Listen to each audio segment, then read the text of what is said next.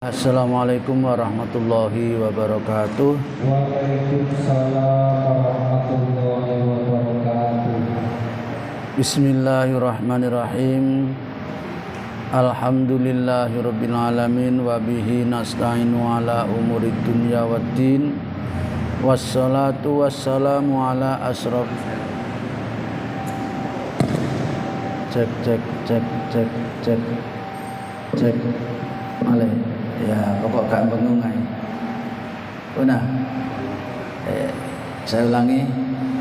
Bismillahirrahmanirrahim. Alhamdulillahirabbil alamin wa bihi nasta'inu ala umuri dunya waddin. Wassalatu wassalamu ala asrofil anbiya wal mursalin sayyidina wa maulana Muhammadin wa ala alihi wa ashabihi wa man tabi'ahum bi ihsanin ila yaumiddin. Amma ba'du. Qala ta'ala a'udzu billahi minasyaitonir rajim. Qalu subhanaka la ilma lana illa ma 'allamtana innaka antal alimul hakim. Wa qala Nabi sallallahu alaihi wasallam man salaka tariqan yaltamisu bi ilman sahalallahu lahu tariqan ilal jannah. Sadaqallahu nadzim wa sadaqa nabiyul karim. Hadirin kaum muslimin, Bapak Ibu jamaah yang dirahmati Allah Ta'ala, puji syukur kita aturkan kehadirat Allah. Mudah-mudahan seluruh rangkaian ibadah kita sekecil apapun selalu diridhoi serta diterima oleh Allah Ta'ala, dapat mengantarkan nanti saatnya kita kembali ke hadiratnya betul-betul diparingi mati dalam keadaan husnul khotimah, jauh daripada su'ul khotimah. Amin ya rabbal alamin. Salawat salam kita aturkan kepada baginda junjungan kita, panutan kita, Nabi Agung Muhammad sallallahu alaihi wasallam yang sudah banyak memberikan uswah kepada kita. Mudah-mudahan kita bisa mengamalkan sebaik-baiknya sesuai kemampuan kita, sehingga nanti pada saatnya kita dapat bertemu dengan beliau serta mendapatkan syafaatnya. Amin ya rabbal alamin. Kita lanjutkan taklim kita dalam waktu yang amat sangat singkat ini. Kita masih berada di bab wudu. Ini kemarin sudah kita ulangi ya, hadis nomor 5. Bismillahirrahmanirrahim. Wa an Abi Hurairah, sebuah riwayat dari Abu Hurairah. Nggih. Radhiyallahu anhu anna Rasulullah sallallahu qala. Katanya Abu Hurairah, Nabi bersabda, Rasul bersabda, ini sabdanya Rasul. Idza tawaddo'al al-abdu, ketika seorang hamba berwudu, hamba al-muslim yang muslim, awil mukmin atau mukmin. Hamba baik muslim atau mukmin. Hadirin, kalau di Al-Qur'an itu di Hujarat itu dijelaskan yang muslim itu belum tentu sudah mukmin. Jadi ketika ada orang Arabi mengatakan qalatil arabu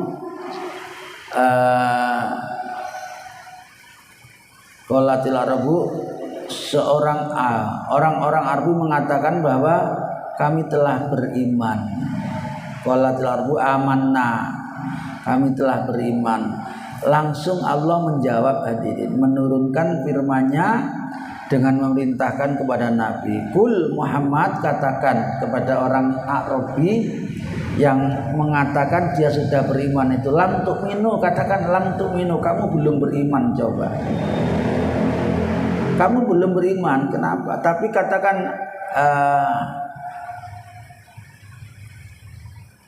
lam tu'minu bal kul, balik katakan kau masih beragama, berislam, bukan beriman.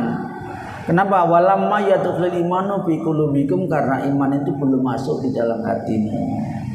Jadi belum meresap betul, sehingga perbuatan dan ucapannya belum menggambarkan orang-orang yang beriman. Maka sayujannya perbaiki dulu Islamnya, nanti akan menjadi orang yang mukmin. Baik, kita kembali ke sini bahwa Nabi bersabda ketika seorang muslim atau mukmin wudu faghsala wajhahu, dan ketika dia masuk mukanya, hadirin seperti yang disebutkan di Al-Qur'an kemarin, bahwa yang pertama di dalam Al-Qur'an itu Allah tidak mengistilahkan wudu itu wudu, tapi Allah hanya mengatakan kalau kau akan menunaikan sholat, basuhlah mukamu, kemudian kedua tanganmu sampai di siku, kemudian usap kepalamu dan basuh kakimu, cuma itu. Ini yang wajib hadirin. Yang lain banyak. Nanti kita ketemu urutannya, runtutannya. Jadi kalau wudu kepingin yang sempurna, lebih-lebih kalau kita habis mengerjakan sesuatu atau bangun tidur, kita diperintahkan untuk membasuh telapak tangan kita dulu. Telapak tangan ini pergelangan ke sini, dibasuh. Mungkin ada yang kotor sehingga nanti kalau digunakan untuk mengambil air tidak terkena kotor. Dibasuh dulu telapak tangan. Setelah basuh 3 kali telapak tangan itu, kemudian berkumur-kumur. Kumur ini tidak ada di dalam Al-Quran, tidak diperintahkan, karena itu sunnah. Sambil menghisap air di dalam hidung, kecuali kalau yang berpuasa. Kalau berpuasa tidak menghisap air ke hidung tidak apa-apa, karena takut kalau kebablasan. Kemudian setelah itu baru basuh muka. Ini yang wajib, basuh muka 3 kali, seluruh muka, dari atas sampai bawah, dari kanan sampai kiri. Setelah basuh muka, basuh tangan. Tangan kanan dulu 3 kali sampai minimal pas siku-siku. Kemarin juga sudah kita bahas bahwa orang yang berwudu nanti di hari kiamat, anggota yang diwudoni itu akan bersinar yang cemerlang, terang sekali, indah banget gitu. Maka kata Nabi, kalau kamu bisa tambahono, jadi ojo pas siku tok, dilebihi sampai lengan atau lebih ke atas lagi, biar nanti cemerlangnya lebih banyak. Kemarin sudah dibahas itu, Nah, tangan kanan 3 kali, kemudian kiri 3 kali, sama. Dan hadirin yang dirahmati Allah Ta'ala, sebelum berwudu kita harus memastikan bahwa tidak ada sesuatu atau benda yang bisa menghalangi sampainya air ke kulit kita. Jadi harus dihilangkan dulu, misalnya pakai koyok misalnya, atau pakai Endiplas apa namanya itu, atau mari mangan nongko tangane pulut tok, apa itu, getah nongko tok ya, atau habis ngecat ya, habis ngecat itu dihilangkan dulu catnya, karena kalau ada catnya airnya tidak sampai ke kulit. Demikian pula ibu-ibu yang menggunakan itu pemerah kuku, pitek. Kalau pitek tidak boleh untuk wudu. Yang boleh kalau menggunakan yang merah, pakai daun pacar namanya, itu boleh.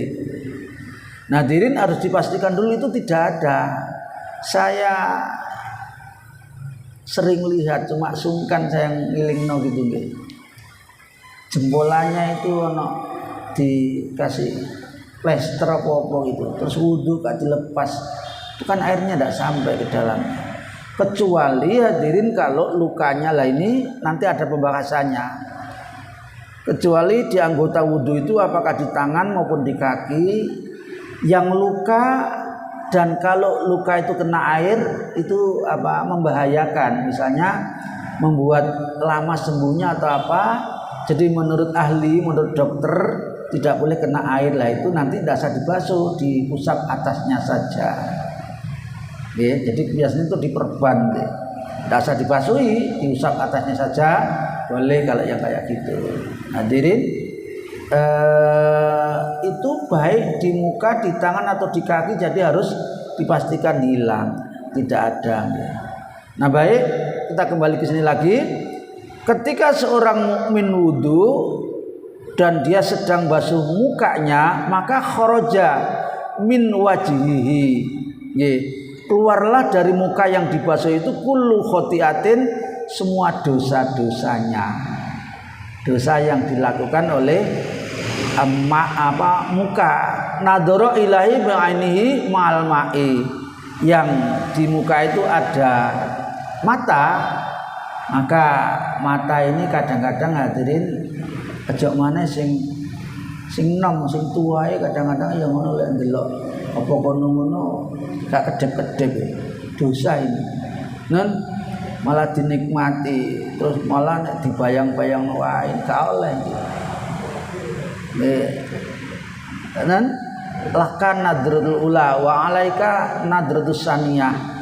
Kalau kita ndak sengaja pas lihat biar ngeten, wah pas natap orang lawan jenis sik nom pisan terus bening ngoten ketoke, itu ndak dosa kalau kita segera palingkan. Tapi lek malah dinikmati, apalagi ndelok bolak-balik, wala itu dosa. Sekalipun dosanya dosa kecil nggih, tapi itu dosa dan ini akan hilang manakala diwudoni. Demikian pula lesan, ini juga di bagian muka. Nah ini kalau kita ngomong atau apa ya yang menyinggung orang lain, yang membuat dosa lah pokoknya, maka akan kharajat nggih ma'al ma'i beserta air ini, ma'al ma'i beserta air yang dibasuhkan ke dalam mukanya itu. Au ma'a akhirnya qadril ma'i, atau sampai kepada akhir tetesnya air. Sehingga nanti hadirin kita akan ketemu bahwa sayukjanya nggih orang yang habis wudu itu ra apik diandui, dikeringkan itu. Biarkan kering dengan sendirinya, karena apa? Air ini menetes itu sama bareng dengan dosa-dosa yang ada di anggota itu. Netes terus sampai tetes yang terakhir, dosanya habis nanti lamanya. Ingatkan nggih? Itu ketika membasuh muka. Sekarang faida ghusala yadahu, ketika membasuh kedua tangannya. Kharaja min yadayhi kula khotiatin kana batosat yadahu ma'al ma'i. Ketika membasuh tangan itu dosa-dosa yang dilakukan oleh tangan apa saja nggih, apakah gremet apa embus, pokoknya dosa yang dilakukan oleh tangan ini diwudoni menjadi hilang. Kecuali kalau dosa besar, membunuh orang misalnya, gak iso hilang, kalau itu harus ditaubati nggih. Alam nyopet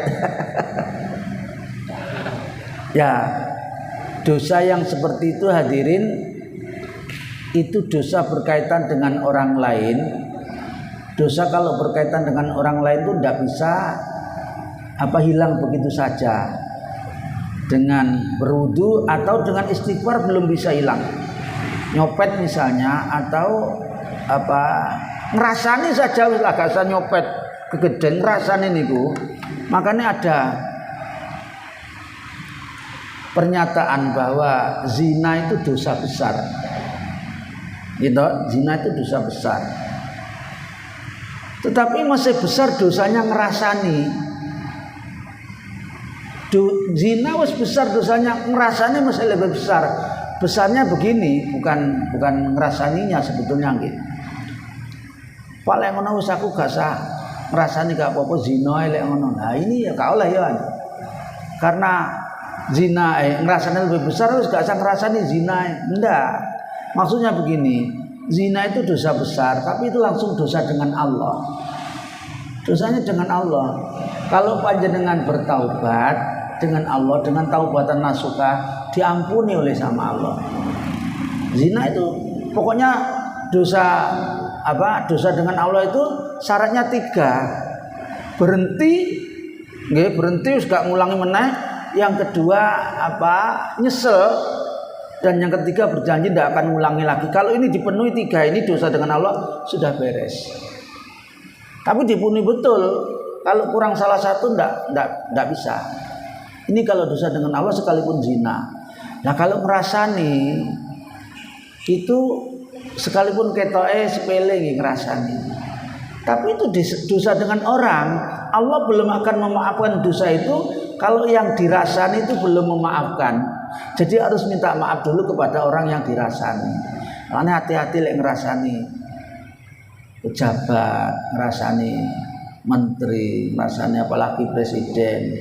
Ya memang kadang-kadang mereka juga salah betul gitu. Tapi hati-hati lek ngerasani. Kenapa? Karena sulit kita untuk minta maaf. Lek sing dirasani wong situ ngono kira-kira gampang nggih ketemu. Pak saya minta maaf kemarin saya ngerasani panjenengan gini-gini. Lah nek sing dirasani wong sak kelurahan piye njaluk ngapura. Nah, makanya hadirin dosa yang seperti itu belum bisa hilang sebelum minta maaf. Kalau sekedar diudoni atau istighfar belum hilang.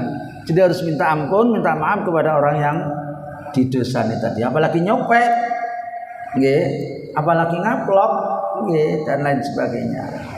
Jadi itu akan hilang dosa-dosa kecil yang dilakukan oleh tangan. Auma akhir qatil ma'i atau bersamaan dengan tetesan yang terakhir dari air yang digunakan untuk wudu membasuh tangan tadi itu. Baik. Faidah ghusala rijlaihi ketika dia membasuh kakinya kharajat kullu khati'atin masatha rijlahu ma'al ma'i. Auma akhir padha kaya wau. Kalau dia ana sekliwatan nggih. Ketika mengusap kepala ini tidak dibasuh, diusap nggih. Jadi tangan ditelesi, sing apik itu ngeten ngareng gocek iki nggih. Niki jempolan kanan kiri dilebokno. Tangane telesi sik, dilebokno apa iki jenenge? Lubang telinga diputer ke belakang sampai sidok mriki dibalekno maneh. Ngoten niku tok asline ping 3. Nggih, sret ke depan. Nggih. Nek wong ade kan ngenten. Anek sing gak lega, air di ngene, tada terus pyok. Itu bukan mengusap, itu membasuh. Kepalanya tidak usah nanti kita ketemu ibu-ibu yang berhalangan melepas apa itu jenenge? Tutup kepalanya. Boleh tutup kepalanya yang dibasuh. Nanti ketemu di riwayat yang akhir. Hadirin yang dirahmati Allah Ta'ala, tapi juga tidak betul kalau ada yang wudu cuma plek ngene mbombenane tok niku enggak bener. Nggih. Sekalipun ya wis oleh. Tapi sing bener kayak ngono. Lah, kalau di telinga nanti di telinga itu ada caranya lagi. Babnya nanti ketemu di riwayat yang selanjutnya. Telinga itu telunjuk ini dimasukno sini, ganti dimasukno, terus jempolannya diputerno mburine ngene. Telunjuk dilebokno kene terus jempolannya ngeten. Iku nek telinga. Lah ketika kita mengusap kepala hadirin, segala macam yang kita angen-angenkan, yang kita bayangkan, yang kita pikirkan, itu hilang bersamaan dengan usap. Cuma mengusap tok itu. Kita ngusap tok, tapi menghilangkan dosa yang dilakukan oleh batin kita.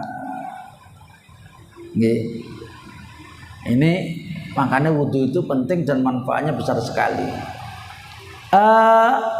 Terus kata yakhruja naqiyan minadunubi, sehingga orang yang habis wudu itu dosanya hilang. Nanti ketemu di akhir bab ini. Di akhir bab ini ada si antawi nggih. Orang kalau wudu dengan menyempurnakan wudunya, baik dikala dia merasa ringan maupun saat merasa berat. Berat itu misalnya ya di hawa yang sangat dingin misalnya, atau di bagian wudunya ada yang luka tapi harus dibasuh, bukan larangan dokter misalnya. Pokoknya berat, saat dia berat, dia tetap menyempurnakan wudunya, dan sebelum wudu dia awali dengan baca basmalah, minimal baca basmalah sekali. Kemudian wudunya disempurnakan beserta sunnah-sunnahnya tadi itu, dan ditambah, nanti hadisnya ini belum, saya tak terangno dulu, nanti akhir sudah. Ditambah setelah dia wudu baca doanya wudu. Doa wudu ini hadirin versinya banyak. Ada yang baca syahadat asyhadu alla ilaha illallah wahdahu la syarikalah wa asyhadu anna muhammadan abduhu wa rasuluh. Ngoten tok enten. Dan yang pakai itu biasanya tidak disunahkan angkat tangan, maca tok pokoknya. Enten versi yang kedua ditambah Allahumma ja'alni minat tawabina wa ja'alni minal mutatahhirin. Nggih, dengan mengangkat tangan. Lah nek mari wudunya sempurna terus baca doa itu hadirin, itu dia istiqomah lakukan, maka nanti pada saatnya dia di akhirat insya Allah swarga jaminannya, dan dia diperintahkan milih dari pintu yang mana dia akan masuk. Coba, jadi wudhu itu ketaknya kayak kono, rupanya khasiatnya luar biasa. Makanya hadirin ketika Rasul Mi'raj itu sudah dengar suara sandalnya Bilal, karena Bilal ini orang yang selalu menjaga wudhunya, dan ketika selesai wudhu Bilal selalu sholat sunnah 2 rakaat syukru wudhu. Nah, makanya nek iso nggih kita dari rumah itu wudhu di rumah atau wudhu di sini, lelek mari lakukan sholat sunat 2 rakaat kalau waktunya ada. Tapi lek panjenengan mari wudu mlebu nang gone kene kok kene wis qomat ya aja salat sunah mung qomat. Ya langsung melok salat. Ngoten nggih. Apa iki? Nah, ini lanjut apa ada pertanyaan? Nggih, monggo silakan. Assalamualaikum warahmatullahi wabarakatuh. Waalaikumsalam. Iya, ini yang saya tahu ya, bahwa wudu yang membasuh tadi kepala ya, itu ada ya. Ya. Nah, nggih lah, tadi sudah tak singgung kan nggih. Ya. Tapi cuma ini hanya Ya. garis bawahi bahwa yang dikatakan 3 kali itu yang aturan itu misalnya kalau cuci tangan 3 kali cuci tangan misalnya, terus kemudian kaki tangan kanan 3 kali, dia kalau disiram bisa disiram 3 kali, tapi kalau keran itu bagaimana? Ya. Maksudnya 3 kali itu dihitung sekali manakala sudah sempurna. Jadi seret dibasuh dari sini seret ke sini. Sempurna teles kabeh sampai siku-siku, gak ono sing terhalang. Teles kabeh pokoknya baru 1 itu. Diulangi sampai ping 3. Baik dengan keran maupun dengan selang maupun pakai cibuk. Nah, nek pakai cibuk ya dicibuk, disokno, dikosoki. Yang pertama ini yang wajib dikosoki, yang harus dikosoki. Biar apa? Biasanya tangan kalau habis kena panas atau habis jalan atau apa, air tidak segera meresap ke pori-pori tapi ngalir dewe. Jadi begitu disiramkan dikosoki, nggih, itu 1 kali dihitung sampai siku-siku. Nanti yang kedua sama yang ketiga tidak usah dikosoki, tidak apa-apa, disiramkan pokoknya sempurna siramannya. Kena kabeh. Jadi dihitung 1 itu manakala sudah sempurna siramannya. 2 juga begitu yang kedua. Cuma yang pertama ini harus dipastikan bahwa air itu sudah mengena semua dan tidak ada sesuatu yang menghalangi sampainya air ke kulit. Nggih. Sebenarnya kalau berkumur kan bisa dihitung 3 kali. Nggih, nggih. Kan 3 kali. Nggih. Yang seperti itu ya. Nggih. Sempurna sekali diulangi sampai 3 kali. Iya. Kemudian yang ada wudu ini perlu ditegur atau disalahkan atau bagaimana? Sakjane ya jangan gini-gini tok nggih. Tangannya ditelesi sekali tok malah wis cukup. Tangannya ditelesi terus diusapkan ke belakang. Kalau ndak mau 2 tangan ya tangan 1 sudah cukup, ke belakang usapkan. Itu 3 kali tadi. Ya, sing betul 3 kali. Ada orang yang cuma plek tuh. Ada yang begitu. Ya, sakjane itu jeruk. Itu waktu masih kecil. Ya, kalau masih saya sering lihat sekarang ini bukan kecil nggih. Kadang-kadang sudah apa ya, sudah dewasa, remaja atau sudah enggak ngerti saya. Itu lek wudu itu sering saya lihat itu, mohon maaf, kencete sik ora kena. Jadi misalnya kalau kaki ya kan, ya. Sambil diusap-usap. Sing apik gitu. Makanya masjid yang betul ya, ini di sini kan ada itu ya, ada pancatannya itu. Itu untuk dekek kakinya di ya sampai kalau ya sampai di sela-selai pakai jari-jari tangan ini, jari-jari kakinya. Kalau ndak bisa di sela-selai ya dikosoki pakai ini yang paling kecil ini. Biar gampang masuknya. Lek pakai yang besar kan angel ya, karena sempit ya kaki, jari-jari kaki ini sempit. Jadi supaya gampang pakai jentik boleh, ndak apa-apa. Sing api itu, tapi misalnya sebelum dia wudhu dia sudah mandi, dia habis mandi, ketika mandi dia kosoi, dia pokoknya sudah tidak ada sesuatu yang menghalangi air. Ketika wudhu itu cukup disiram sudah boleh. Karena sebelumnya mandi dia sudah kosoi, sudah memastikan bahwa tidak ada yang iya, ngaten nggih? Nggih, enten malih. Monggo silakan.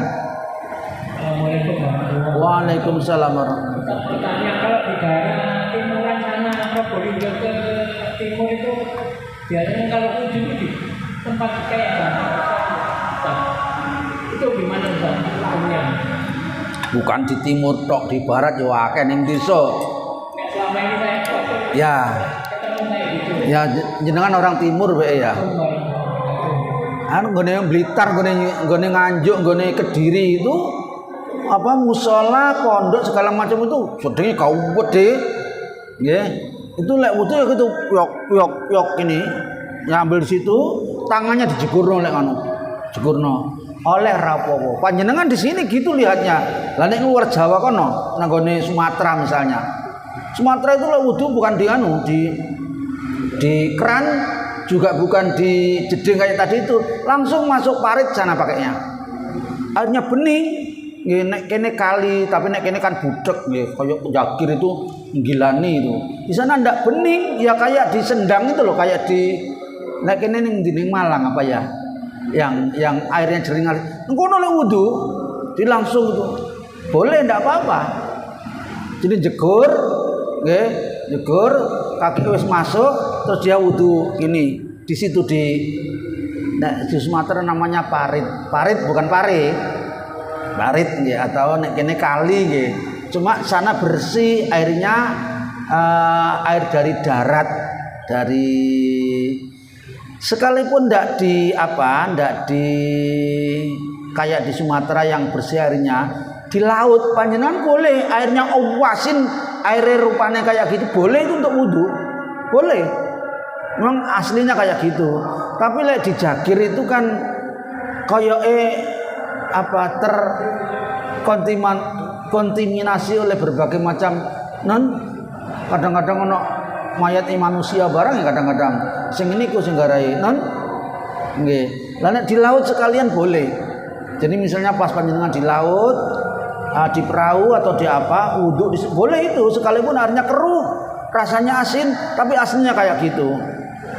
Bapak ada lagi di luar Jawa, di Kalimantan juga iya, saya pernah, di Sumatera juga pernah.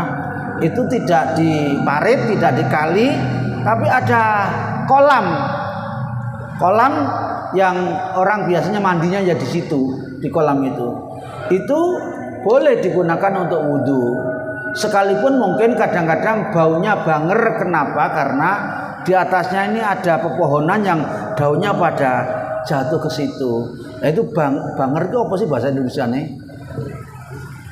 Yes, baunya enggak apa-apa karena itu bau aslinya, bukan bau karena najis. Misalnya airnya cuma sedikit kejeburan bangkai, kemudian baunya menjadi berubah, bau ini najis, enggak boleh. Tapi kalau hanya sekedar air yang kejatuhan barang yang bersih boleh. Kalau di sini tuh enak nggih, wudunya langsung di keran, airnya air bersih. Kalau di luar Jawa sana macam-macam, atau di desa saja. Desa itu Bapak masih ada daerah-daerah yang belum dialiri oleh ledeng, oleh jenenge PDAM nggih. Tapi sekarang ya hampir semua daerah sudah menggunakan sumur bor. Jadi sekalipun sumur, tapi airnya sudah dialirkan dengan apa jenenge? Dengan keran. Boleh ndak apa-apa. Ngoten nggih? Enten malih. Nggih, monggo. Ini.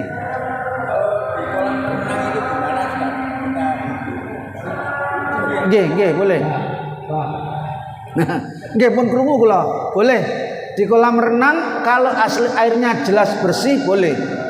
Tapi lek panjenengan gak yakin, ya tapi Bapak, tapi kan tidak sampai merubah keadaan air. Jadi air itu kalau sudah lebih dari 2 kolah, ya, 2 kolah, apalagi kalau di kolam renang itu kan berpuluh-puluh kolah, ya. Kejeburan najis tidak apa-apa asal tidak sampai berubah warnanya, baunya, rasanya. Kalau dari salah satu 3 ini ada yang berubah, ini yang menjadi tidak boleh. Misalnya airnya jernih biru kayak gitu nggih, karena kejeburan opo ngoten nggih sampai berubah kemerah-merahan. Nah, ini yang menjadikan tidak boleh untuk wudu. Bapak sekalipun saya jarang sekali, tidak suka saya diajak mandi di kolam renang itu, kecuali kalau airnya yang mengalir nggih. Kenapa? Yang jegur di kolam renang itu macam-macam. Ya ada yang katanya Bapak tadi itu pipis di situ, nggih. Ada yang kadang-kadang yang sedang datang bulan barang coba. Makanya saya, kecuali kalau airnya yang mengalir. Saya mau, nggih. Ada loh kolam yang airnya dialirkan ada. Ini mengalir jadi bisa ganti. Lah air sing meneng kaya ngono pemane gak terlalu dalam, gak terlalu luas. Saya ndak wis gak, aku mandi nang jeding ae. Ya gitu itu macam-macam. Nggih, segala macam. Ra mungkin orang kudu pipis munggah sik ra mungkin. Tapi memang sebetulnya selama tidak berubah 3 hal tadi itu, bau, rasa dan warnanya tetap masih suci dan itu boleh. Boleh. Nggih. Ngoten nggih? Nggih. Pun ya ngoten dilanjutkan. Tasih enten sing sudah. Bapak mboten? Ndak nggih. Kita lanjut nggih. Bismillahirrahmanirrahim. Wa anhu, dan dari Abu Hurairah lagi, anna Rasulullah SAW ata al makbarota. Lah ini hadirin, jadi Rasul itu juga bukan hanya pernah sering datang ke kubur. Terutama kalau di sana di daerahnya Nabi itu adalah makam Baqi, kuburan Baqi, dekat sama Madinah sana. Rasul sering datang kemudian mendoakan orang yang dikubur. Kita ziarah itu boleh kalau caranya seperti Rasul. Kalau kita kemudian khurafat, tatayur, tahayul segala macam, ini yang tidak boleh.